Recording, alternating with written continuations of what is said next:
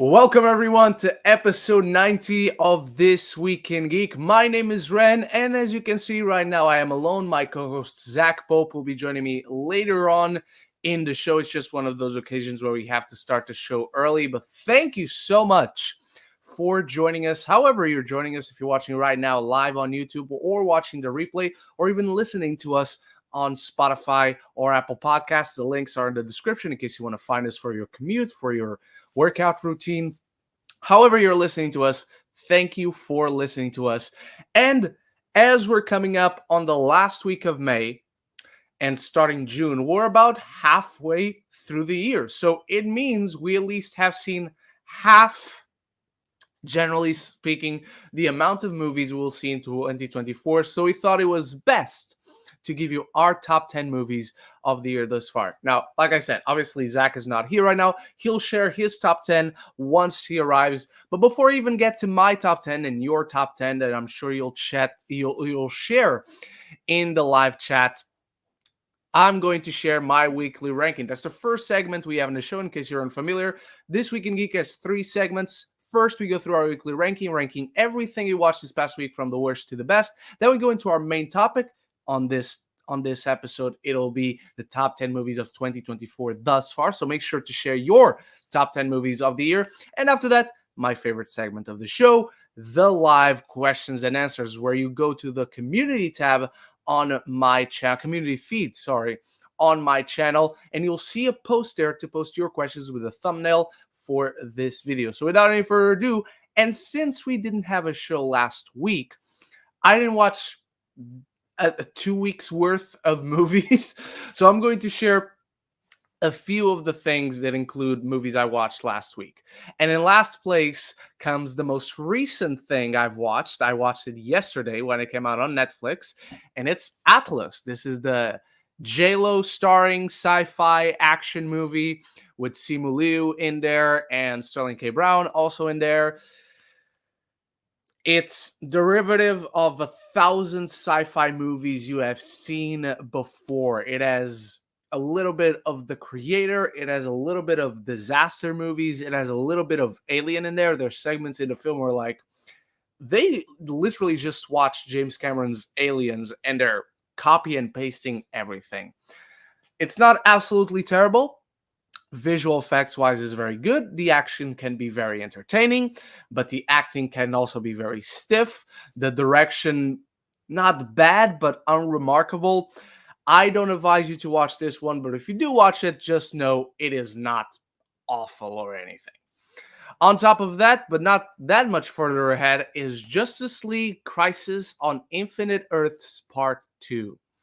Now, for context, I was not that big a fan of Part 1 already. I thought it was fine. It very much felt like, okay, this is, if they're doing 3 parts in this trilogy, this is very much the setup part. And it did an okay job, an effective enough job at doing the setup. Part 2 treats every single character like an idiot. Every decision each character makes is the stupidest possible decision they can make. And yes, I include Batman in that. And you should know how much of a cardinal sin that is. They write Supergirl like an absolute moron, and they're keeping this element of surprise to everything that's going on. Obviously, I'm not going to spoil anything here. I'm sure a lot of you have not necessarily read Crisis on Infinite Earths. You don't know the original story. But these DC animated movies, they don't make a ton of money. Not a lot of people buy them. The people who are watching these movies and the people who are going to this Crisis on Infinite Earths trilogy, they're the people who love that story in the comics. They're the people who already know everything about that story. So keeping this veil of mystery and intrigue when the whole purpose of these smaller scale, lower budget animated movies, and a lot of them are very good. This is not a dig at these movies for being lower scale and lower budgets. You're not going to be hiding anything from anyone. These people know, so it feels like you're just wasting time if you keep this veil of mystery and all that. So it's a shame. I'm not a fan of part two. Hopefully, part three is better than part two, at least, if not great in and of itself. On top of that, again, not much further ahead, I have Mother's Instinct. This is a movie that came out a few months ago with Anne Hathaway and Jessica Chastain, and it's fine. Watch it for the performances. I just don't think there's anything that really pops in this one. There's not a distinct aspect. There's not a particular individual sense in the direction. This is a debuting director, a cinematographer who has done a lot of wonderful work as a cinematographer, but his first movie as a director. And you can see that the performances are very solid. I just wasn't too sure what and how to ingest the story. Now we're stepping into things I did like. And stepping into things I did like, I finally saw Digimon Adventure 02 The Beginning last week. I went to Portugal for a few days, and turns out the movie is playing there. So I finally went to watch it because it still doesn't have a release date here in the UK. This, you all know, if you follow the channel for a while, you all know how big of a Digimon fan I am. It's one of those franchises that has been with me all my life, and I've not gotten tired of it. But a season I always have issues with is Digimon Adventure 02. I always have issues with that season, always falls short of its own potential. And the movie basically represents that. In a sense, it feels like this movie, despite being 80 minutes long, which is not exactly a long movie, but it's also not a short or anything. It's basically a Disney movie in the 90s. And we all know the Disney Renaissance is their highest period in terms of quality. This movie feels like it's missing a third act, despite being 80 minutes long. It just suddenly stops, and you get a sense of, what is the point of this? Was anything at stake, really? Because it doesn't feel really like it was, unfortunately. And on top of that, my number one, surprising everyone who has known me for the years I've had this channel, Furiosa, a Mad Max saga. And I'll tell you this much. I came out of the movie, and I was chatting with my friends there, and we were all talking about the movie, and the way I felt immediately afterwards was really like it, but didn't quite love it. It's for sure better than Fury Road for me. That's immediately what I said. I was assertive. I was certain that it is a much better film. Not much better. A better film than Fury Road, and I like it more than Fury Road. And the more I slept on the movie, as I took my notes, as I prepared the script for my review, as I edited the review, as I thought about the movie, it has gone up. When I first came out of the movie, I was like, this is a strong, solid, certain 3.5 stars. And it went up to a 4, even in the review. If you saw the review, you know what grade I gave it. On Letterboxd, it's an equal to 4 stars. Really good movie. I cannot wait to see it again. And I'm interested in watching Fury Road after this movie to see if anything about my feelings on that changes. So that is it. That is my weekly ranking done. Let's see what you guys are sharing in the live chat. And we start with Eminician Scott. And I have to zoom in because I cannot read those small letters. I'm sounding like an old man. Number 4, weekly ranking, The Lion King 2019. Number 3, Chicago Med Fire PD. Number 2, Jurassic Park. And wow! Look, I love Cruella, so I have nothing but respect for your bold take on putting Cruella ahead of Jurassic Park. I don't know that I would, but I respect it. Because damn, Cruella is a great movie. And so is Jurassic Park. It's one of the greatest of all time. Gigo EP. My weekly ranking, number 8, Imaginary. It really did suck. Number 17, Escape from LA. 16, Godzilla X Kong New Empire. It's not mid, brother. It's not mid. You need to have more fun. In time ahead of Godzilla X Kong. You know what? I am a bigger fan of In Time more than most people. just because it's a high concept sci-fi drama, deals with time as a currency. There's all these interesting ideas. It's not a great movie by any means, don't get me wrong. But yeah. Number 14, Beyond Thunderdome. Number 13, If.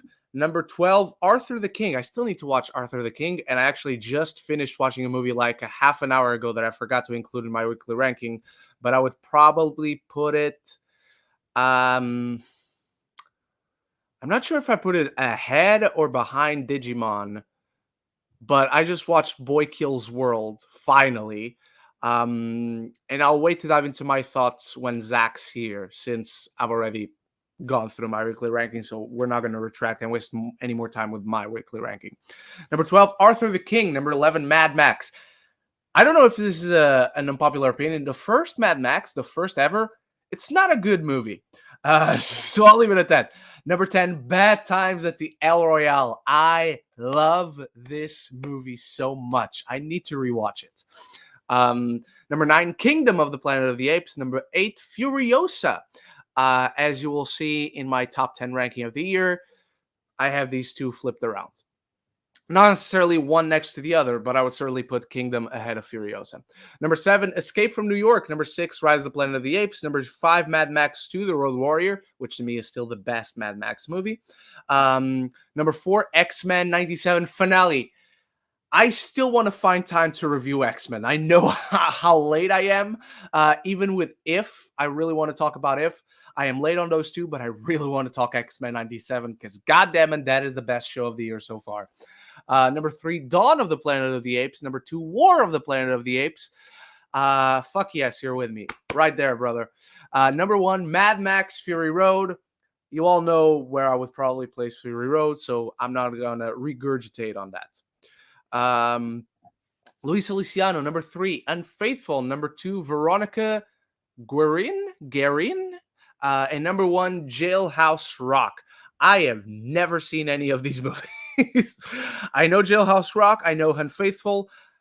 No idea what Veronica Guerin is. But yeah, now I'm curious. Eric Thorpe reviews. Number 1, X-Men First Class. Number 2, Ripley. Number 3, X-Men 97. I certainly wouldn't put First Class ahead of 97. Number 4, Shogun, which I still haven't finished. I still need to watch the finale. Number 5, Baby Reindeer. Fuck that show, honestly. It's not that good a show. 6, Kingdom of the Planet of the Apes. Number 7, Better Call Saul, which I've never seen, obviously. Number 8, Iron Man 94. I'm so happy more people are finally watching this show. I hope they bring it back because that theme song is the most metal fucking thing I've ever seen for a superhero show. It's so good. Number 9, Maniac, again, which I've never finished. Number 10, Unfrosted. We didn't Zach told you it was amazing, and he was lying, obviously. I never told you it was amazing. I was always an honest, truthful friend with you. You cannot blame me for having wasted your time with Unfrosted. That's time you will never get back, Eric, and that is not my fault. Trevor Bristow, number 6, The Strangers, Chapter 1. I still need to find time to go watch this. That and Garfield, I haven't seen yet. Number 5, If. Number 4, The Fall Guy. Number 3, Kingdom of the Planet of the Apes. Number 2, Challengers. Very good. Still my number 3 of the year. And number 1, Dune Part 2. One of the greatest movies ever made. Amen. In Lisa Nalgaib, we trust. I so need to rewatch Dune. It has been too long. Oh, and we missed one. Lady Aaron with number 4, Turbo. Is this Turbo? Is that the snail movie? The DreamWorks snail movie? I haven't seen that in a long time, but I remember enjoying it.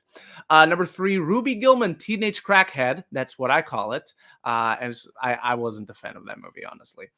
Number 2, Godzilla -1. Nice. And number 1, The Fall Guy. I very much agree with that ranking, except I would flip Turbo with Ruby Gillman, Teenage Crackhead, which is, again, is what I like to call it. It's a much better title, too. You all have to admit that it's a much, much better title. All right. So with that out of the way, everyone, let's go into a sort of retrospective on 2024 thus far, it has been an okay year. It is improving. These summer movies, like so far, generally speaking, we're having good times. We're having good times with summer movies. Maybe not so much Netflix ones, but yeah. All right, so I'm immediately going to start with a hot take. Immediately going to start with a hot take because a lot of people didn't like this movie. And I'm sure it's not going to stay in my top 10 until the end of the year. Because if it does, it means we aren't getting a better movie than my current number 10. And even having really enjoyed this movie, I would be quite disappointed if no better movies came for the rest of the year. So my number 10 is Argyle. Again, hot take. I get people not enjoying it. People saying it's a terrible movie. I don't know, man. It's such a pantomimic, very over the top, silly, and it knows it's silly, and it's tonally ingrained into itself. The whole suspension of disbelief of it all. There's a cheekiness to it that I really appreciate. That it's very British. It's very Matthew Vaughn. Argyle really worked for me. And I get that all those qualities make it perhaps not work for everyone who maybe want a more subtle, serious, grounded spy movie. That's fair. I don't think that's what would make it a terrible movie, but that's just me. This was really fun, and certainly has its issues. I didn't give it an A plus or 5 stars or anything like that, but I had a blast with Argyle, and whenever I went back to watch it again, I had a blast again. And my number 9, I have Abigail. I love vampire movies. I don't think we have enough of them. Even last year, we had The Last Voyage of the Demeter, which was a banger. It was a fantastic, well, not fantastic. It was a great Dracula movie. The isolated location, the setting. This does its own thing. It has been long enough that I guess we could talk about spoilers, but I'm not going to go into specifics. But it just keeps you guessing. I get to that to some people it can get tiring, and I certainly felt a little bit of that on my first watch. On a rewatch, I just felt that the movie was having fun, and it earns having fun with us.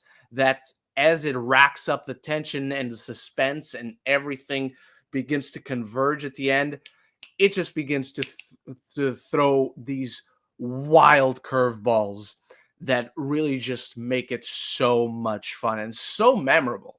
It's a movie that, despite all the craziness that happens throughout the second act, you really remember like the ending. You really remember how it all comes together, and it's very satisfying. So it even improved on a rewatch. Next up in my number 8 is, I have not had time to watch this movie more than once. I watched it this week on my press screening, and that is Furiosa, a Mad Max saga. This is insane because walking into this movie, I was excited because the Mad Max franchise, despite not being a franchise that has connected with me to the levels of a Star Wars or an MCU or, like I was talking about, a Digimon or anything like that, on paper, visually, it has always been the kind of film I would naturally love. Action, adventure in the desert, post apocalyptic, with cars and violence, and it's unashamed in its scope and its spectacle. On paper, I should absolutely adore every single one of these movies. I did not love Mad Max Fury Road. I think it's a good movie. I think it's an excellent action showcase that does not have a story or characters that I can invest it on. So I can never love that movie. Furiosa is a fucking biblical epic. There is so much character, there is so much world building, there is so much ingrained into the narrative, and it has such a strong narrative. It has such a strong story on top of its plot. And its plot like Mad Max Fury Road, it's very simple. In fact, you could accuse these movies of having the exact same plot. The story, however, is a completely different thing. Again, Mad Max Fury Road does not have a story. Furiosa has story to spare. And I would love, again, like I said, I would love to now go back. If I could today, I would pop Fury Road on and see how it compares, because now it feels like the culmination of what we see in Furiosa. They're two completely different beasts. They're very much both its own thing. And to me, Furiosa improves on virtually every issue I had with Fury Road. You want another hot take? My number 7, Godzilla Kong, The New Empire. This is why I go to movies. Furiosa in many ways as well. I want to see giant monsters kick the living shit out of each other. Literally pull wrestling moves on each other. You know what I don't want? I don't want a Jesus Chosen One narrative in that same movie. That's one of the issues I have with Godzilla Kong, The New Empire. The aesthetics, the directorial sensibilities. It's like you're a kid in the 80s and you have all these action figures and you're mashing them together. That's what I loved doing as a kid. Clearly, Adam Wingard loves the same, and now he's made it cinema. And it's just so much fun. It's the movie that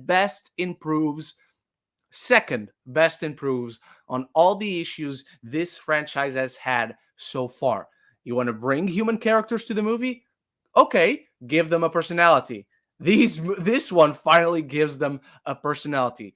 Dan Stevens is wonderful. Brian Tyree Henry, much better than he was in Godzilla vs. Kong. Mother-daughter relationship, interesting enough. Takes away from what we really want to see, but if they have to be there, at least there's something you can grab onto, emotionally speaking. Even if it's very minimal, very basic, there's nothing special about it, but at least they're putting some effort into it, clearly. And when it comes to the giant monster battles, you have more than enough on that. This is clearly a Kong movie, which makes sense that it works so well, at least for me, because the best movie in this franchise so far is by far Kong Skull Island. Right after it, we have Godzilla Kong New Empire. Again, I understand that Godzilla fans might be disappointed he only has like, what, 10, 12, 15 minutes of screen time? You just had a Godzilla movie like a few months ago. You just had Godzilla -1. Let our boy Kong, the one who actually has a personality in these movies, to be the protagonist. Number 6, The Fall Guy. Now, I'm going to get my issues out of the way because plotting-wise, this movie gets a bit heavy-handed, a bit convoluted in itself. It is the one aspect of the movie that disappointed me, is as it's coming to its culmination, to its climax. Abigail brought everything so well together that it could just allow itself to be crazy and crazier and even more crazy. Fall Guy gets a little bit mixed. Not every plot thread mixes as well, but the action, the romance, the comedy, the spectacle, the stunts, every checkbox that it needed to check for a movie like this, that is a movie starring my favorite actor, with one of my favorite directors, action directors at least, working today. A movie that celebrates movies, a movie that is about making movies. All those checkboxes, it checked them flawlessly. I had so much fun with this movie. I had a huge smile on my face. And I don't think it'll go down much further than where it's at right now. I think we'd have to have a very, very good, a very, very great movie year for the rest of the months we have left in 2024 for it to go down drastically. It's just the kind of movie that I will always gravitate to, so it'll probably stay very high up. Let's see if you guys are sharing before I go into my... Oh, and we have a super chat. Thank you so much, Jake Voronkov. I hope I'm pronouncing that right. Please do correct me if I'm at all mispronouncing it. Fury Road does have a story, just a very simple one. No, it doesn't. Story and plot are very different. And if you like Fury Road, I have no problems with that. If anything, I've always wished I loved Fury Road. Fury Road does not have a story. Its main character, Max, does not have an arc. Its main character, Max, does not particularly go through this transformation whatsoever. There's no transformation to him. In fact, I was talking to a friend of mine right after Furiosa. We were talking about the movie, and we had similar feelings where in Fury Road, the biggest question in my brain was, why is Furiosa, this new supporting character, so much more interesting than Max? And in Furiosa, while don't get me wrong, I'm not saying Furiosa is not an interesting character or a compelling character. In Furiosa, she very much is. But Chris Hemsworth is so good in that movie. Me and my friend were like, why is the Mantis more interesting than Furiosa? Now, again, Furiosa, the Mantis, they have a very symbiotic relationship. This relationship is what drives the movie. It's a revenge tale. It's Furiosa after the Mantis. And the dynamic is essential for the movie to work. The relationship is essential for the movie to work. And you can build a story around that. Mad Max Fury Road does not have that, unfortunately. It has a ton of plot. It has Max goes here, he meets this person, then he has to go there to meet that person, then he has to put these people in the truck and drive the truck this way. That is plot. That's not story. So yeah.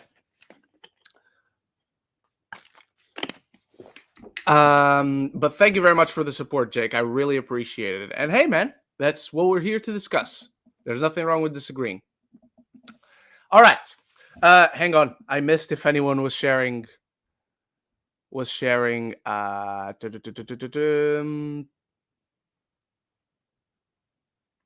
we don't have any top 10 so far. Okay, I saw these ones. Okay, there we go. All right. So, number 5, Kingdom of the Planet of the Apes. This is a movie that just improves the more and more and more and more I think about it. Even more so than Furiosa. Furiosa had a little bit of that. Kingdom of Planet of the Apes certainly has that, especially having rewatched the trilogy right before it. In fact, I started and I finished watching War the morning I went to see Kingdom of the Planet of the Apes, and it just felt right. If you've seen the movie by now, you know exactly why it's so good that I watched them literally back to back on the same day because of how Kingdom of the Planet of the Apes starts. Without spoiling anything, the movie is not out on VOD or anything, and it's getting very hot, so excuse me a second as I turn on my fan. There we go. That should be okay. Let me know if you hear the sound, if it bothers you, and I'll fix it. Okay. But Kingdom of the Planet of the Apes it feels naturally like the next stage of evolution of the franchise per se. It feels right that we have this jump, and that in retrospect, 300 years after, Caesar has had this kind of impact.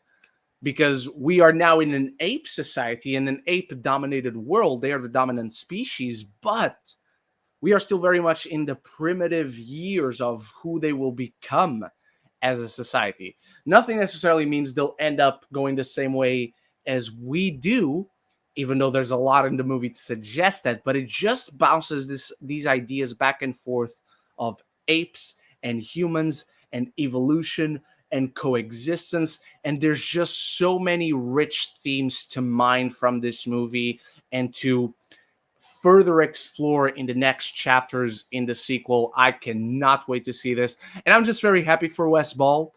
The Maze Runner movies were never great movies, I don't think, but I've always enjoyed them, particularly because despite all the cliches, all the tropes, all the familiar notes of the YA genre, the direction by Wes Ball always elevated those movies. Those movies are always a good time. I never went into the Maze Runner movies going, oh, this is going to suck, another YA movie. I maybe went like that to the first one. But after the first one, I went into all those movies always, yeah, they're not great, but I want to keep an eye on this director. And Now with a great script, you really see what he can do in bringing a world to life. Number 4, this is, again, I talked about this a few weeks ago when I watched it, but not a lot of people are going to know this. Not a lot of people are going to be interested in this. But my number 4 is the Bray Wyatt documentary. Is it Becoming Immortal? I like it so much I already forgot the name, but I do love it. Yes, it's Becoming Immortal. So this is a documentary focused on a professional wrestler who used to wrestle for the WWE. He passed away last year. It was very sudden. He was 36. He would have celebrated his 37th birthday this week. I think it was either yesterday or on Thursday, 2 days ago. It's just a very emotional, very compelling exploration of the mind of an artist. Because at the end of the day, that's what professional wrestlers are. They're actors, they're stunt performers, they're dancers, they're sometimes they're singers, and there's this whole marriage between athleticism and performance, and he had it all these ideas that he had for his character work, and it's just a wonderful, wonderful watch. Again, I don't think it's not one of those where you can watch it and love it without being a professional wrestling fan. No, this isn't the Iron Claw, for instance. Iron Claw, you absolutely should watch it, even if you don't care for professional wrestling. I don't know that this is the same thing, but I think even if you don't like professional wrestling, there's something here for you to really appreciate and maybe even open up your perspective on what it is and what pro wrestlers are. So again, it's not something that, go for it, but I think there could be something there. All right, ladies and gentlemen, let's see. Oh, here we go. Jake again with another super chat. Thank you so much, Jake. Obvious choices, obvious. Best, Dune Part 2. Worst, Madam Web. I'm not going to spoil my best at the moment, even though you can find it on my Letterboxd, link in the description. But I will say my worst right now is also Madam Web. Madam Web, I don't think I will dislike a movie as much as that one all year. I just feel sorry for every creative, every artist involved in that film, from the makeup team to the performers to the director to the writers to the lighting people to the camera operators to the riggers to the PAs to the first ADs. All I'm happy for is that hopefully, because I don't know details, for all I know they didn't, but hopefully they all got paid and they all get to have another thing in their resume and go on to better jobs and better opportunities and work on better projects. Other than that, Sony, you really need to get your shit together. Even though apparently you never had a shit together, because none of these movies have worked this far. All right. Any top 10s being shared? Oh, GGOP just now. Thank you so much, Film Kid. I appreciate it. And we'll bring back your super chat in a second, Jake. GQAP, I don't have a top 10, but my top 5 is Monkey Man. Monkey Man is quite good. Number 4, Challengers. Number 3, Kingdom of the Planet of the Apes. Number 2, Furiosa. And number 1, Dune Part 2. And we have another super chat. Thank you so much. By Tony Movie Chappie, good friend of the show. Ren, sorry I'm late. You never have to apologize for being late. I always appreciate when you guys are here, if you can be here. But if you can't, it's all good. There's no need to apologize. My weekly ranking, we bought a zoo. I haven't seen that movie ever since I watched it in the cinema. I remember liking it, though. Number 3, The Ring 2. I don't think, have I ever seen The Ring 2? I don't know. Number 2, Furiosa. Number 1, Only God Forgives. Only God Forgives is very underrated. That movie does not get enough love. I like that movie a lot. I don't think it's as good as Drive. I don't think it touches Drive, but I think it's a very good movie that got too much hate. And it's not a movie it's not your typical movie in any sense. And I know that feels like an obvious statement because it's from Nicholas Winding Refn, but even by Nicholas Winding Refn standards, that is not your typical movie in any sense. The way he approaches character, the way he approaches themes, the way the story is structured, it's not common, typical, conventional whatsoever. So I understand why it doesn't work on that level for a lot of people. But even when I wasn't clicked onto what the movie was trying to do, the way I eventually clicked onto it, even then I was like, there's something here that is really admirable and kept me bringing back to the movie to the point where I now really, really love it. All right.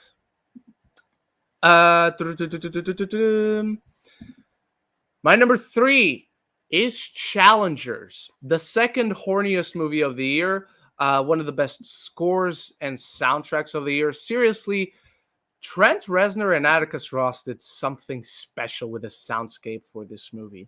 Not to mention Luca Guadagnino's direction. It is so intense. It is so volatile, and the character dynamics are so vitriolic. These are 3 extremely unpleasant, unlikable, self-destructive, destructive people. They're not only self-destruct, they want to destroy others. They want the world under their control. And there's just something so compelling about that, because the movie makes their flaws, makes their insecurities, and makes their qualities, like what they bring to the table, so interesting to see how it unravels. It's like this literal tennis match that they're having, but there's also a mental tennis match. Who is serving? Who is in control of the ball? What can the other person expect? Where will they attack from, per se? This movie is endlessly watchable, endlessly entertaining. It is so brutally funny at times because of how blunt these characters can be and just how sudden, how reactionary they can be. It has all the tools to be one of the best movies of the year, and right now for me, it certainly is. And I said Challengers is the second horniest movie of the year because the first one is now out in select theaters, so please go watch this one with a crowd. Hitman is finally out. Richard Linklater's comedy based on a true story, co-written by Glenn Powell. First time I saw this movie at Venice last year, and then it played at the London Film Festival again, where I watched it 2 more times. This movie, up until yesterday, was not even out, and I was biting my nails, waiting for the perfect moment when I could review it, finally bring that review to you, because I adore this movie. It is right now my number 2 of 2024, because it is now officially a 2024 release. If I had seen this movie if this movie was released last year, if we had trailers and everything that I could cut into my review, because you guys know how I like to edit my videos, I use clips and all that, this would still have been... Actually, let me double check. Let me double check. Would it have been my number 2? It would have been in the top 10, in the top 5 for sure. Let me see 2023 movies. So my number 1 was John Wick Chapter 4. My number 2 was All of Us Strangers. I think it might have ended up as my number 3. So you know what? I'm more than happy that it ended up being a 2024 movie. Right now, my number 2 of the year, right behind number 1, Dune Part 2.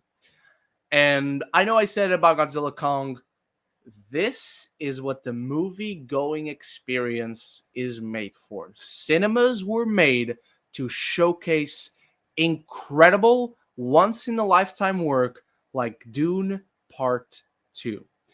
I think this is Denis Villeneuve's crowning achievement as a director. The script is fantastic. It's a seamless continuation from Part 1. The performances, flawless. The world building beyond, I don't know, I want to use all the expensive words. It's magnificent. There's not a single frame, a single inch, a single moment of the soundscape that is all engrossing. As soon as that music starts, you just feel, boom, I'm in Arrakis. I'm here with Paul Atreides and the Fremen and Lady Jessica, and now the Emperor and the Harkonnens are coming, and you just feel like you are a part of that world. There is not a single frame that rings hollow. There's not a single theme, a single character decision and sense of direction that feels forced, that isn't earned. It's just a movie that marries all its elements seamlessly, and each element that is great elevates another great element to the next level. And so you just have a movie that is holding itself up by combining all these things and having a sense of craftsmanship to it, where of course they accomplish so much of this with CGI. Can you look at a single frame in this movie and point, that is where the CGI ends and the actual shot begins? You can't. Again, the performances, the character dynamics are just so rich. You just watch this movie and you have this sense, as soon as it begins and as soon as Chani and Paul begin to grow closer, and now you're in the Fremen. Dune Part 1, much like Paul, you are very much this outsider coming into this world of Arrakis, discovering it alongside him. Now you're amidst the Fremen. Now you're in the middle. You get to see and know their culture, understand their customs. And there's just something so powerful at seeing a story from that perspective and then having this sense of tragedy, where everything, oh, this threat that is coming is for sure, if it happens, we're all fucked and it's not going to be a good thing for anyone. And then Denis Villeneuve drops the ball at the precise right moment with the precise story elements to bring about that change, that switch in Paul, and the way Timothée Chalamet plays it, from the innocent child whose family is assassinated, finding solace, comfort, connection in another tribe, feeling like one of them, and now they're soldiers. Now he's their king. He's their Messiah. The way he embraces that, because otherwise we're all going to die. Again, much like Furiosa, fueled by that desire for revenge for what was robbed of him. I could talk about this movie all day. There's just so much. There's just so much to talk about with Dune. There's just so much to love, so much to discuss. So that is my number one. And again, quickly to recap my top 10 of the year so far. Number 10, Argyle. Number 9, Abigail. Number 8, Furiosa, Mad Max Saga. Number 7, Godzilla Kong. I was going to say Skull Island. It's not Skull Island. Skull Island would have been ahead, I guess. The New Empire. Number 6, The Fall Guy. Number 5, Kingdom of the Planet of the Apes. Number 4, Bray Wyatt, Becoming Immortal. Number 3, Challengers. Number 2, Hitman. And number 1, and I'm doing the numbers backwards, so never mind that. Number 1, Dune Part 2. All right, everyone. With that out of the way, let's get into your questions. And I have your questions right here. We're almost to the time where Zach can join us, so don't forget, he will share his top 10 of the year so far as well when he comes in. Here we go. Gigo starts us off. I watched, there we go, In Time with Justin Timberlake. And what are some movies that have a great concept but were poorly executed? That is a great question. One that comes to mind often is, I had a list. Gemini Man. Gemini Man, just on paper, forget who is in it, forget who directed it, just literally on paper. That idea of the secret government thing has been cloning you for years and years and years because you're a soldier, all that. That is a very interesting concept. I like that. That is it feels like one of those action sci-fi thrillers that would come out in the 90s. Maybe with a Schwarzenegger, maybe with a Stallone at a time, maybe even with a Van Damme. Honestly, maybe even with a Will Smith.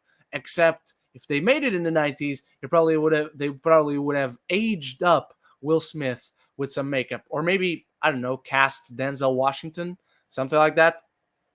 That is a very interesting concept for a movie, um, and I can see it working with Will Smith in the lead role. I don't think that the movie we actually did get with Will Smith in the lead role did work. Unfortunately, I don't think it was very good. We all don't think it was very good because it clearly very much flopped at the box office. Another one. Remember the Happy Time Murders?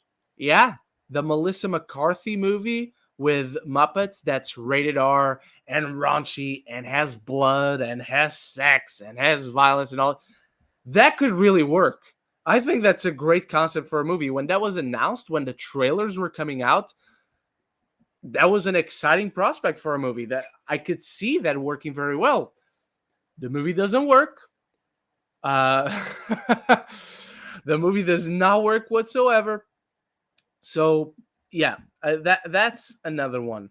I think The Nun as well is a good concept for a movie, uh, but the movie is not. What else? I'm looking at my reviews, like of movies, reviews I made in the past, just to see if I can find some movies I like. Oh, I like that concept, but not really. Didn't work. Um, I would say no, that's not true because that is a reboot of a French. Oh, I have another one. Remember the Mortal Engines? Of course you don't. Nobody does. That movie sucked, but it's a great concept.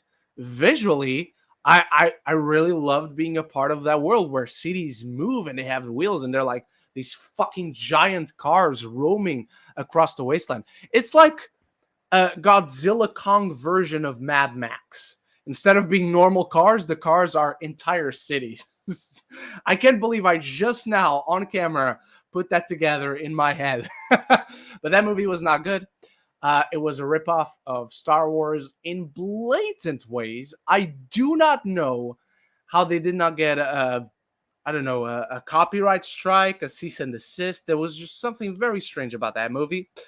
Um, what else? I won't say that the Doolittle that we got with Robert Downey Jr. is even a great concept. I can see it working. I don't know why it needs to be Doolittle.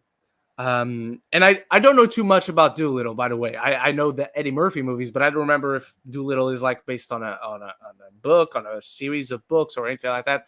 I don't know if those books, if there are books, they were very much that's what the Robert Downey Jr. movie is adapting, and they're very faithful. I don't know, but voyaging across the seas to save some animals, kind of thing, it doesn't feel like the idea of Doolittle to me. It feels like it can very much be something else. We also got The Hunt in 2020. That sucked, but that's a great concept for a movie. Bloodshot is a comic book character, but it's also a great concept for a movie. The movie with Vin Diesel starring in it, not so much. And yeah, those are just a few of the movie. Oh, last one, but I have to shout out Artemis Fowl.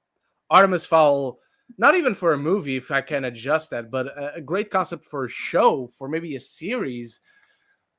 What we got, what we got in 2020 was definitely not it. Poor Kenneth Branagh, poor everyone involved in that film. So yeah, but those are a few of the ones that have great concepts but don't execute it. Gigo P, after Garfield and Furiosa, how would you rank the four prominent Chris's from best to worst? I still haven't seen Garfield. What do I have to catch up on? I have to catch up on The Strangers. I have to catch up on Garfield. And then what else I have to catch up on, I think, is just reviews, not actually watching movies, because everything else I have watched. I need to reach out about Bad Boys as well. Am I only missing? Ooh, they're playing Train Spotting over here where I'm from, for its something anniversary. Yeah, I think I only need to watch Garfield and The Strangers. Other than that, I've seen everything I need to see. So I might be going to watch The Strangers one of these days, like on Monday or something. But how do I rank the former prominent Chris's? Evans, Hemsworth. Is this going to be a hot take? Pratt and Pine. Let me tell you this. I think Pine, from what I've seen, I think Pine is a better actor than Chris Pratt. However, Dungeons and Dragons aside, Pratt is more prominent. He is in a wider variety of movies. He picks more interesting projects. I know what you're saying. Oh, Chris Pratt was just in Mario. Now he's just in Garfield. Yeah. Do you know what all the old knives are? Exactly. You don't, because it's this very small scale shitty movie starring Chris Pine. You know, have you seen Pool Man? I saw Pool Man, Chris Pine's directorial debut at the London Film Festival last year. It's an absolute shit movie. Highly entertaining. I loved watching that movie. It's not good. Uh, so yeah, I think it's about to come out, or it has just come out over there in America, and really wide because it wasn't out until now. You guys are the first ones to get it. But I saw it at the festival. Again, I just think for as much as a lot of Chris Pratt projects may not be good, and we are annoyed that he gets cast as all the voices right now, he picks more interesting projects, or at least projects that I'm more aware of, I gravitate more towards than the ones Chris Pine chooses to be on. But I love all the Chris's. I have nothing against any of the Chris's. These four, at least. Unless there's another Chris, another obvious Chris that I'm blanking on. But all these four Chris's, big fan. Geek. Fury Road is a perfect example of how to do visual storytelling with even a simple story. Well, non-existent story. I'll always smash on the same thing. What are other films you guys think are great examples of visual storytelling? I think any great movie has and when we talk, I like to not just use the term visual storytelling. It's a very correct term. I'm not correcting anyone on that. But I like to use the term visual language. Look at one of my favorite movies, I think, when it comes to if we isolate the discipline of directing a movie, Dunkirk is Christopher Nolan's best movie. In terms of directing a movie, Dunkirk is his best movie. Look at the visual language in that film. You have 3 different storylines, all happening at different paces, at different lengths. One is happening through a day, one is happening through an hour, the other one is happening through a week, I believe. And no one, not Christopher Nolan himself, not any of the characters in the movie, not once during that movie, you get a character saying out loud, "Oh, I've been here for a day. Oh, I have to wait a week for the boats. Oh, I've been flying my helicopter," or is it an actual plane? It's an actual plane. It's not an helicopter. A helicopter is stupid. It wouldn't make sense. Tom Hardy, it doesn't say, "Oh, I'm flying the plane for the next hour." It just all comes together and it clicks in your head. That is not great. That is masterful visual storytelling. Dune is another example. Enemy, also by Denis Villeneuve, is another great example. Arrival. I know a lot of people don't like Zack Snyder, but visual storytelling, holy shit, that's his bread. That's his everyday bread. That's what brings the money home. He's great at visual storytelling. He might not be telling a great story, Rebel Moon, but he tells that story great. Of all the issues I have with Rebel Moon, and there's a lot of issues with Rebel Moon, the visual storytelling of it all is not one of those issues. Not even to say that Rebel Moon is his best example. I'm just remembering Rebel. Just to give you an example of a movie that is not good overall, but it has great visual storytelling in it. Fury Road does not have a story. It has great visual storytelling. It has a great visual language. It is a much better movie than Rebel Moon. Again, I need to reemphasize, I do not dislike Fury Road. I do not think Fury Road is a bad movie. I just don't love Fury Road. I've never loved Fury Road because it doesn't have a story nor characters I can get emotionally invested to. All right. Also, Jacoby P, it does not have a story. Tell me what the story is. What is the story about? Here we go. Zach Pope is in the house. I didn't know you were starting earlier. I was, because I have this stupid thing called work later today. Okay, because I was like just chilling in bed, like 6:30. Oh, fuck, were you? I'm like, yeah, I couldn't sleep. I couldn't fall asleep. So I was like just chilling there. I'm like, okay, I'll just stay awake till my alarm goes off so I can get up. And then I like go on YouTube and I'm like, oh shit, he's going. Yeah, that's why I always send it right away just in case you wake up early. But don't worry about it. Hey, it happens. Okay. Sorry, man. Do you want to share your top 10 movies of the year so far? Yes, I was pulling up Letterboxd right now. So hello.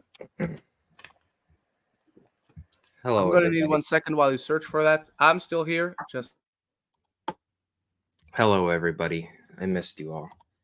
Thank you for. I see that there's been 3 super chats. That's really cool, by the way. That's very cool. I see Jake. Fury Road does have a story, just a very simple one. Obvious choice. Cool. I like all these. All right. Let's start with my top 10 of the year so far, at least. At my number 10 is Godzilla vs. Kong: The New Empire. I found this movie to be pretty decent. I really, really liked it, and it's like one of those films that like you just have a blast at watching. Like there's so many issues with it, but my experience of how fun Godzilla X Kong was everything to me. And in terms of like my top 10 list, this is the most fun I've probably had at the movies this year. It's that one type of film that just puts a big smile on your face and you just enjoy the ever living shit out of it. Plus, it's still my top 10 just for the whole point of Kong takes a tiny Kong and uses him as a weapon. It has to be in your top 10 just for that moment. Then at my number 9 is The Fall Guy. Yes, it is cinema. The Fall Guy is at my number 9. This is like one of my obsessions of this year. I love this film. It reminds me of a film era that we just don't get films like this anymore. And in some ways, it feels like the spiritual sequel to Tropic Thunder for me. Just instead of being a raunchy comedy and showing how a war film was made, it is showing it's the love letter to stuntmen instead of, the filmmaking process. And I love The Fall Guy for that. It's a romantic comedy. Ryan Gosling, Emily Blunt, love their chemistry, love them together, and I love the action. I thought this is David Leitch's best action set pieces that he's had. I still think I like Bullet Train just a little bit more, but I also just love The Fall Guy in terms of its humor and its jokes, and it's really sad that this film failed because I wanted at least 30 more of these. Yeah. Just like how I wanted 30 more of The Nice Guys. So, at my number 8 is Kingdom of the Planet of the Apes. This movie is stellar. So far, we have the same movies in our top 10, just in a very different order. Okay. Kingdom of the Planet of the Apes is incredible. It's just, I wanted it to be a little bit longer. I wanted a little bit more how do you say it? It's Proximus. Yeah. Love him. I love how they took Caesar's telling, apes strong, apes together, all that stuff, and infused it 300 years later. It's something that we do with history. It's something that so many world leaders do, and it feels poetic. This just felt like the great start, and I can't wait to see what they do more of in this franchise. When I rewatch this one, it might go up on my list personally, but we'll have to see. Number 7 is Sing Sing. This comes out in July. I can't talk too much about this one, but I saw it at the Phoenix Film Festival, and it was incredible. I was not in a good mood that day. I did not want to drive 45 minutes to go see a movie. I wanted to sit at home and do nothing, and Sing Sing won my fucking heart over. So I think this movie is near perfect. And going into a movie in a bad mood is never the best justification, but I didn't want to skip the screener. I'd been invited to see it. Well, it was fantastic. So definitely look out for Sing Sing. Ren, you'll probably get it in like 30 months. So Yeah, exactly. that'll be I'll nice. probably get it in 2027. Up next at my number 6 is Civil War. I'm a huge fan of Alex Garland. A big, massive fan of Alex Garland. It does not matter what this guy makes. Even Men. I like Men. I don't care what you say. But Alex Garland is one of those directors that's just on my wavelength. And Civil War for me, it's weird because I love everything about it. But it is my third favorite film of his still. I still love Ex Machina, and I still adore Annihilation. Yeah, same. But Civil War for me is hard to watch. It's scary. It's one that I actually don't want to rewatch. I want to show my wife at least eventually, but you know, it's haunting. It's scary the way that he uses the sound design to be a horror theme of its own. Like when the bullets, like there's one jump cut to people shooting, and I swear half my theater jumped. Yeah. Like, because you just don't expect the jump cut. And it's very well edited. Kaylee Spaney taking over the world. I can't wait to see what she does in Alien. It's been great to see her, like in Priscilla. She was fantastic in Priscilla. I thought she was even better in Civil War. And she's just getting better. So, awesome to see. At my number 5, it's a movie that Ren has told me for months. Zach, you're gonna love this movie. At my number 5 is Hitman. I'm not gonna lie, Ren. I thought this movie was a little overrated for the first 20 minutes. I was like, this is enjoyable, but I don't get. Then she comes in, and the movie takes off.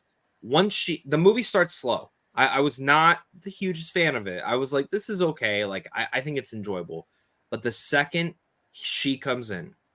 How do you say her name? It's Adria? Adria Arjona. Adria. Okay. Once Adria comes in, she is phenomenal. Their chemistry lights up the room. It takes over everything. And I fell in love with not just the movie, but them. I love them. Glenn Powell's best performance. I love the concept. It is a lot of fun. And I like how it's a romantic comedy, but in the end of the day, it flips and becomes a dark romantic comedy. It's like a noir romantic comedy. Exactly. And also shout out to Austin Emilio, the other cop in this. Oh yeah, I love seeing when Walking Dead actors kind of get more to do after The Walking Dead, and I thought he was good. He played Negan. Do you know who Negan is? I feel like you do. I know who Negan is. Okay. I didn't know he's his right-hand man. Oh, okay. So he has a good character arc in that. But at my number 4 is another film that Ren has talked about forever. I cannot talk a lot about this because I saw it early and I have to wait until a certain week. But The Bike Riders. Oh yeah, of course. I love this movie. I had one issue with the film, and that was it. My one issue was, why is it only an hour and 55 minutes? I wish it was longer. I wanted to keep hanging out with them. I wanted to keep diving into the culture of this bike club. I wanted to know more about each and every one of them. Daryl Dix or Norman Reedus, his character. I love when he comes in. I remember when he came in. I'm like, Oh, that's Norman Reedus. Holy shit. And I love, I don't want to get into spoilers because the film's not even out yet, but there's a part where he has a conversation with Boyd Holbrook very early, like once he comes in. And I just love everyone's reaction. But this movie reminded me of why Tom Hardy used to be my favorite actor of all time. This movie reminded me. I wish Tom Hardy would do more stuff like this because he's such a good actor. But I'll leave it at that. Again, I can't talk too much. Obviously, the embargo's up, but I saw it early for a reason, so I can't talk about that yet. Number 3, Challengers. Best score of the year, hands down. Best threesome movie of the year. We have it in the same spots. Down. Yeah, Challengers is like so good to me. Mm-hmm. I flip out about this movie. I listen to the score every day when I work out. That's the score I listen to. It's so well done. I just rewatched it again. Partially, I'm gonna show my wife it, so I didn't finish it all the way through. But I love what my favorite thing is how Luca Guadagnino just puts these little details here and there. Mhm. And like Tashi and her knee getting fucked up. You notice in the final fight or the final tennis match, they both do the same move that fucked up her knee. And it's like little things like that that just excite me, and I love this movie so much. Number 2, I know this is not in Ren's top 10, but my number 2 is Furiosa. It is. It's my number 8. Oh, where was it at? Number 8. Okay, so we still okay. Yeah, so right now, I'll tell you. My number 10 is Argyle, Abigail, Okay. Furiosa, Godzilla Kong, The Fall Guy, Kingdom of the Planet of the Apes, Bray Wyatt documentary, Challengers, Hitman, and Dune Part 2. Okay, so overall, we basically We have the a same lot list. of the same The movies. Bike yeah. Riders is. Did you include Well, the Bike Riders? I put Bike Riders in my top 10 of the year last year. I think it was That's my what I number thought. 10 or 9 or 10, something Okay. like that. All right. Well, my number 2, Furiosa. I'm going back and forth if I liked it more than Fury Road. I'm a huge fan of Fury Road, so that's like a little bit tougher for me. But it is, I think, one of the best prequels ever made for me. It is one of my favorite things I've watched in a long time, and I've literally debated if I like it more than Dune 2. That's just personally me. I do need to see Furiosa again before I can state that it is better than Dune 2, because I've seen Dune 2 like 5 times now. But Furiosa was like, I don't verbally usually say stuff during a theater. Like, I usually am pretty quiet. There was a part in Furiosa where something happens as her hand is out the window, and I literally out loud said, "Oh fuck." Like, and I tried not to again be verbally, especially in press screenings, because some people like to be quiet. They don't want everyone. But I couldn't stop it. I couldn't stop it. So I love that experience. And Chris Hemsworth, chef's kiss, Dementis. Fun fact: even though the Mad Max video game is not considered canon to George Miller, Dementis is mentioned in there, and his daughter is also as well. So little tidbit. But at my number 1, it is Dune Part 2. I mean, did you expect anything less? Did you expect fucking Madam Web up here? Like, this is great. This movie's fantastic. It's incredible. It's one of the best sci-fi films of all time. I love my experience, and I can't wait to watch it again.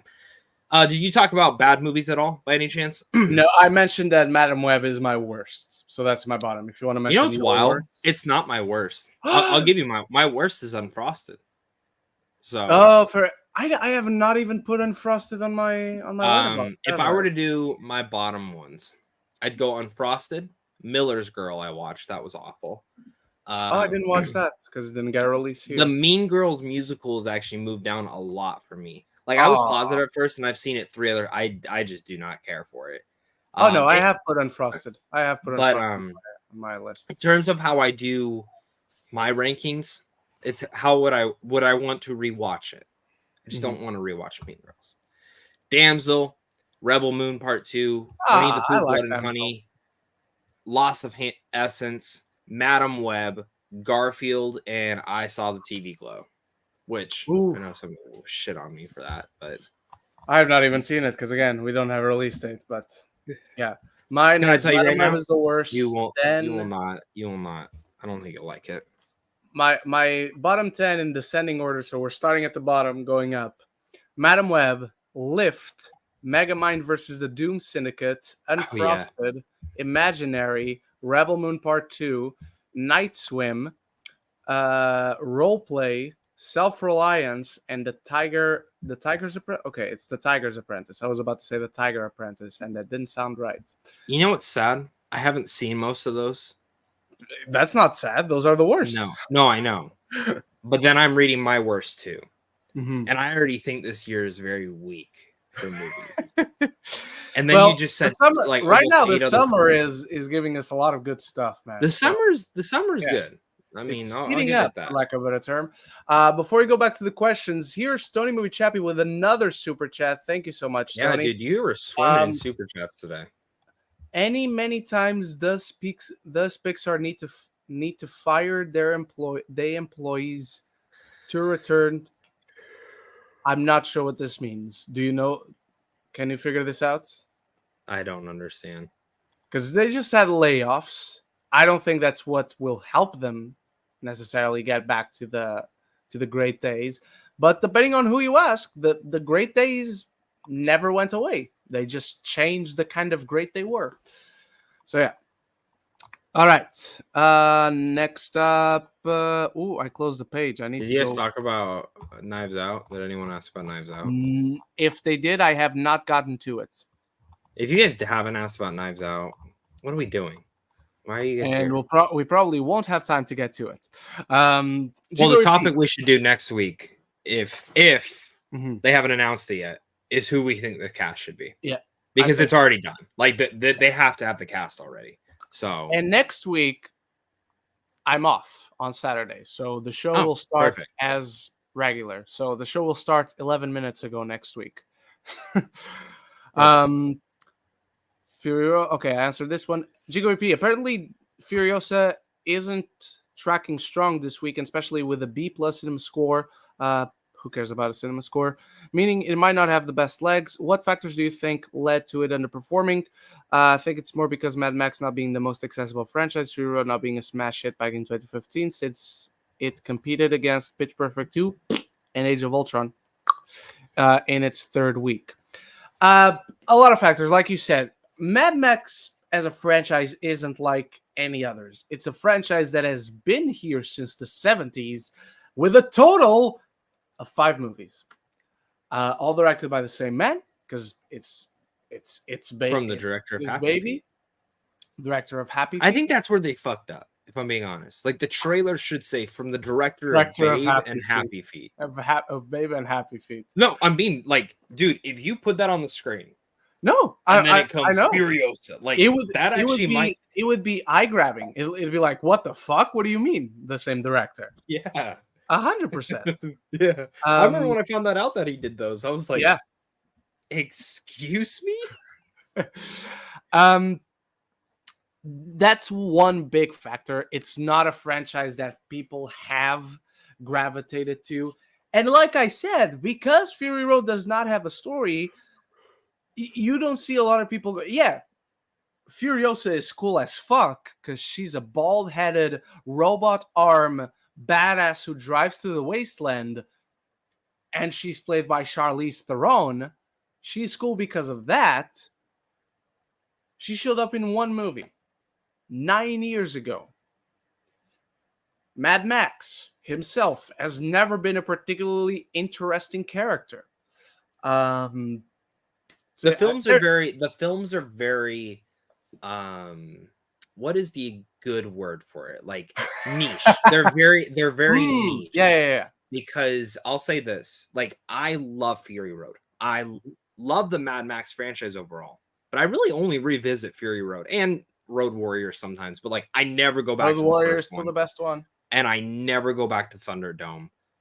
And given Fury Road was the first one I ever watched, then I went back and rewatched each and every one. So like Fury Road was the first one I've ever saw, and that was the one that I fell in love with. So it's the reason that I go back to it the most. But I think for me, the reason that it's not tracking so strong is a lot of things. Like you just said, Furiosa was in one movie. She blew everyone away. She was awesome. Furiosa probably should have came out 5 years ago, or even less time than that. Like again, she was played by Charlize Theron. Charlize Theron is awesome. Everyone loves Charlize Theron, but at the same time, Furiosa as a movie. Oh, it's not Charlize Theron? Oh well. Exactly. I'm not saying I agree with that, but for sure there were a lot of people thinking that way. So, and I also say this: Fury Road didn't make a lot of money. No. Didn't make a lot of money. It barely made a profit. Yeah. The reason that this movie came out to be is two things, and I'll tell you this. One of them was the lawsuit, wasn't it? Yes. Yeah. One, and I'll start. That would be my second one. One is Fury Road won a fuck ton of Oscars. I'll tell you right now, depending on how the rest of this year goes, Furiosa will probably be nominated as of right now. Just not saying for everything like Fury Road was, but it will be nominated for certain things. Two, George Miller had a huge lawsuit with Warner Brothers for the payment of Fury Road. So what was Warner Brothers trying to fix? Or this is the one thing I'll say with David Zaslav and some of the creatives over there. They're trying to fix relationships over there. What was one thing they could have done? Oh, you've been wanting to make Furiosa. That movie made a pretty decent but it got nominated for a lot of Oscars. Here's the money. Go make the movie. Yeah. So, will we get another Mad Max movie later with George Miller? Yeah, probably in 9 years again, because it's going to take him 9 years to probably build up that strength. There's going to be another prequel now about the Mantis. Honestly, I would watch it. I would watch it too. I'm not saying like from a studio perspective that's the smartest idea, but I would certainly watch it. Yeah, I think they go Max again. Just like he's stated, I think he'll do Max. This is what I think Miller would do. I think so too, because of one specific scene in this movie that was like, really? Did you need that? Like, it's serving literally no purpose. I liked it. If anything, it left me confused more than anything. And it just wasn't necessary. It didn't need to be there. But I think they definitely have Max back. And I actually think he takes... Because what happened with the video game is he gave his story to the video game. Then he was going to be like all overseeing of it. Mm-hmm. And Warner Brothers kind of fucked him on it and basically said, nah, you go work on other things. And then they passed on all the story and all the assets to the developer to go make the game. I could potentially see him adapting most of the game's story, or at least changing it a little bit, but making it the canon version of what he wanted it to be, and tying Max back in and seeing what was Max doing a year prior to this. And I think he stated it would be called like Mad Max The Wasteland or something like that. As long as you get Tom Hardy back, I'm fine. Honestly, probably if it's a year before, you probably have to. Won't, if we're honest. You don't think so? I don't think so. I'm not saying impossible. I'm not saying. Let me ask you. No way that happens. Who would you cast as Max then? Oh, who would I cast as? That's a good question. Timothy No, I'm kidding. That's a really good question. Australian actors. If we're gonna change, I might as well change it to an Australian actor. No, none of these people are right for the role. Liam Hemsworth also no. I'm joking. Don't worry. It's tough because I want to give it to an Australian actor, but you know who could pull it off? It's gonna be surprising because a lot of you will know this is not an actor I'm a big fan of. I don't think this actor has done a lot to impress, but I think he could make again. He is not Australian, by the way, but I think I can see a Joel Kinnaman fitting into that type of role. Well, is he Australian? No, he's not. That's what I was just like. He's not Australian, but I couldn't find like an Australian one that like, oh yeah, this guy. I dig it. Okay. Or if you want to go radical about it, Taika Waititi as Mad Max. Tell me you would not be interested. I would be interested. Tell me if that came out, you wouldn't at least be like, oh, hang on. I'd be a little interested. Okay. So I have a couple actors. Okay. Okay. Tell me I'm dumb or not. It's fine. Okay. So one, and this one's a little off kiltered. Mm-hmm. I think Eric Bana would be kind of a fun Mad Max. He's too old. I saw him, but he's too old. Damn. Do you think Hugh Jackman's too old at this point? I don't think he's a fit. Like, really?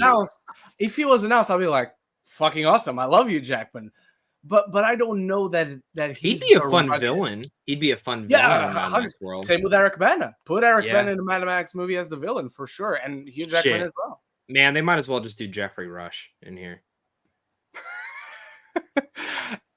Jeffrey Rush also as a villain in Mad Max? That'd be fucking awesome. Honestly, I mean, all these actors, I guess, have been older at this point, but like a Joel Egerton could be fucking phenomenal in this. Like, I love Joel. I think Joel Egerton could work. Oh, you know another one who could work? Who? Alexander Skarsgård. Ooh, yeah. I think he sold me on that. I think I'm sold on him doing it. Yeah. Anya's not Aussie, right? So she could. No. I was just in my own head. I wanted to do Aussie because George Miller's Aussie, Mad Max is Aussie. I think I want Alexander Skarsgård. I think that would Yeah. be. Swedish boy taking over the But wasteland. who Let's go. knows? Who knows? He'll probably bring back Mel Gibson, and then everyone will boycott it. All right. Let's get to as many questions as we can in less 10 minutes. Jacoby P. What if a lot of people have made comparison to Foster's Home for Imaginary Friends? Some say it ripped it off. What are some films that, despite being derivative of other media, turned out being great? That is a great question. Can I remember anything? Because like the last movie that I felt was derivative to the point that it's just ripping something else off. It's not its own thing. Was Joker. Um, can I find something? Can I remember? It's not even can I find. Can I remember something else that is derivative, but like the creator is familiar, but I wouldn't say it's derivative because it does its own thing with familiar ideas. So that's why I say it's familiar, not derivative. Um, but a lot of movies that these days are using AI, those are mostly derivative. Oh, you know what? Missing. You guys remember Searching? Missing improves on everything using the same structure, and it becomes its own thing. That was a It good feels movie. derivative at first. Like you watch the trailer, even watching the movie, like the first 20 minutes, like, okay, seen this before, but then like it becomes the better version of that. What do you think, Zach? I'm gonna be honest. I zoned out for a little bit. But Movies. Wait, hang on, I lost it. what are some films that, What are some despite being films that, derivative, despite being derivative of other media, turned out being great? I think If was great. So that's just me. I don't know. There's a lot. Everything's kind of based off something. Personally, like it's Yeah. very rare when there's something original. Like Star Wars is technically based off Dune, right? Isn't that what George Lucas was Well, inspired by to a certain extent? not exclusively. I'm sure he took some inspiration from it, but it was mostly Yeah, the hero's journey and yeah. Kurosawa. But like same thing with like Abigail. It touches on a Mhm. derivative media of vampires, but with its own clever spin on it, and it's awesome. Like you could literally look at like every single one of these movies that basically we have watched this year. They've been like it's derivative off something. I think it's very rare when we can say, "Oh, that is a very unique movie." You know, Mhm. something's always inspired by something. So Yeah, I don't think so personally. And honestly, like Foster's Home for Imaginary Friends, while it was a big show at its which time, I've never seen. I've literally felt like the only person that has actually brought it up when it comes down to If. Like There you go. genuinely, I think 3C Films did too, and now UG Colby. So it's definitely not a ripoff. Mhm. And to be honest, I would be shocked if John Krasinski even knows what Foster's Home for Imaginary Friends is. That's So true. Then again, um he has kids. yeah. I don't even think it's streaming anywhere. Like I think Wouldn't. it was on Max. I think it was on Max, There you but go. I, All right. yeah. Were you guys, or at least Zach, shocked by the divisive reactions to If, with critics being more mixed to negative, some harshly negative, but most audiences love it? Um, I will say this: like when I went to see If, and we had an episode later that day, I was disappointed in If because I was really looking forward to it, and overall I liked it. I think it's good, but I think it's just a little bit too one note for its own good. That's it. But when I got off, everyone around me, not everyone was in love with it. Not everyone was like, "That was amazing. I love this movie." So I'm like, no, not everyone was saying that, but everyone was saying like that. Everyone was overall like the impression of the conversations I got was this person's going to give it a positive review. Everyone's going to give it a positive review. So I was surprised. I was somewhat not surprised is the right word, but caught off guard, let's say, when the reviews came out, and they were mostly or negative.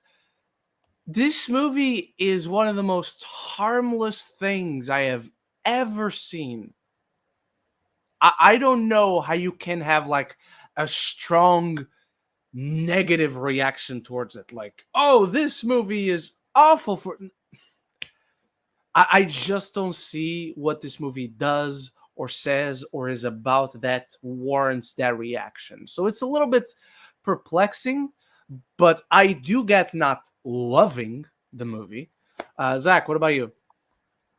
It depends on the review I went and read afterwards. Some of the reviews I've read were like, they thought it was too dark for kids. And I think that was like the point of what John Krasinski wanted to make. He wanted to make a film that harkened back to some older films that like taught kids. Those reviews I did not understand, and there were a lot. Dark for kids? What too movie dark did you for watch? Kids. Yeah. I'm like, and I said to my wife afterwards, I said, in every Disney movie, the parent dies, and that's not like okay. There's quite literally no darkness in If. Yeah. So, but there are some other critics I've read that they're like, it's not imaginative enough. It's not fair. It's not as like there's just certain things on that, or I thought it was boring. I get it. I understand. I had a fun with it. I liked the idea. Yeah, was it not the exact thing that I thought it was going to be? Sure, but I kind of liked what John Krasinski still did. So I was shocked. I thought it would at least be in the 70s, like on Rotten Tomatoes, if you want to go off of that. But it's not. So here we are. All right.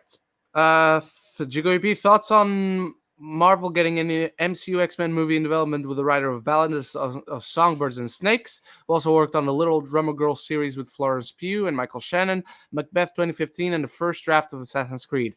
I think it's very much one of those writers where, oh wow, he wrote this. This is really cool. I could see this person, how they can work on X-Men. And then they also did certain things that like, I hope this version of this person doesn't work on X-Men. But at this point, we've seen how MCU gets writers and then they step away, new writers come in. Now we've heard about how the MCU is going to change, how it does things and all that. So Michael Leslie may be here to stay. We don't know that. I think he's done a lot of good things. Look, Assassin's Creed is a great example of a question you asked earlier. Like, I hate Assassin's Creed. I think it's a terrible movie, just to be clear, okay? Looking at it on paper, the version of Assassin's Creed they brought to life on paper, it's not terrible. It's maybe underwhelming if you play the games. It's maybe underwhelming if you were as excited as me to see it. You had your own idea, your own expectations, maybe a bit. But on paper, I don't think it's terrible. So I cannot even blame him for how awful Assassin's Creed is, because his part in the movie, I liked. I thought he it was disowned. Yeah. He disowned the Assassin's Creed movie. So what do you think? I'm not that excited. Like, I like Macbeth. That's a good pick. But and Ballad of Songbirds and Snakes I really liked. So, but I also hated Assassin's Creed. But once I found out that like he also disowns this movie because it's not his draft, I'll tell you right now, I don't think he'll be the final writer on X-Men. I think he probably has a really good pitch.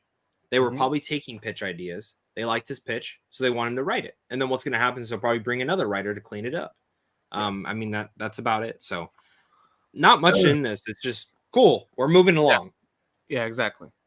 Good to get see the movie till after Secret Wars. So, and I'll actually say this: it will probably be the first film after Secret Wars. Like, that would be my guess.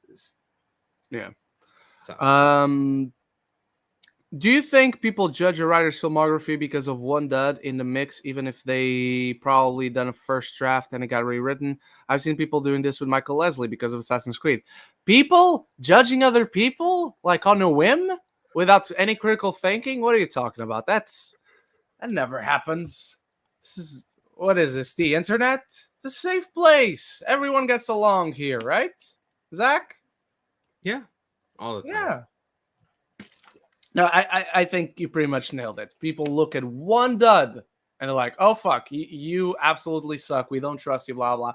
And to a certain extent, Hollywood is very much "What have you done for me lately?" kind of thing. Well, Michael Leslie may have written the first draft of Assassin's Creed, but you know what he did for us lately? Ballad of Songbirds and Snakes, which is very good. So let's hope we have that Michael Leslie coming to X-Men. Zach, do you have any particular questions you want to answer? Do you want to answer this one? Because we got to close out the show, unfortunately. The only one I started to skim through because I knew you were going to be running out of time. Is the two that I want to bring up and thoughts on Jeffrey Wright reprising the role of Isaac in The Last of Us Season 2. Called it, love it, love the idea. Hope he gets developed a little bit more because that character was supposed to get developed more, but then they had to cut it from the game for pacing wise. So I think that's a really cool idea. I'm sure you're excited as well for this. I'm always excited for more Jeffrey Wright, and this was that announcement that I was like, come on, just fucking announce Jeffrey Wright. I've been doing a lot of talking with people and trying to figure out when the cut is, like, because obviously they're doing a season 3. Oh yeah. But because this game goes very deep into part 2, so I've been trying my best to figure out when does it end. We're going far. I mean, it's way past when it flips to Abby in the game. So if I were to guess right now, the island. It's got to be the island when it is where season 2 ends. If it doesn't cut off when you shift POV to Abby, it's got to be that's about where I'm at. Yeah, I think it's either the island or it's before. I think it ends on the skyscraper, right when they're at the top and you see them standing over and they have to walk, and that's where it'll end.